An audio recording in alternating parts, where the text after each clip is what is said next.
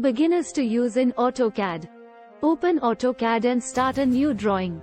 Type line in the command prompt and press enter. Specify the first point by clicking anywhere on the drawing area. Specify the second point by clicking on another point. Repeat steps 3 to 4 to create more lines.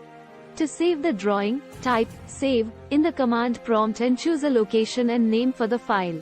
To exit AutoCAD, type exit in the command prompt. Here are some additional commands you can use. Circle creates a circle by specifying the center point and radius. Rectangle creates a rectangle by specifying 2 corner points. Arc creates an arc by specifying the center point, start point, and end point.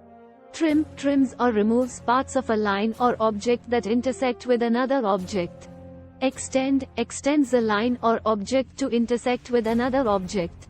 Remember to always check the command line for prompts and options when using AutoCAD.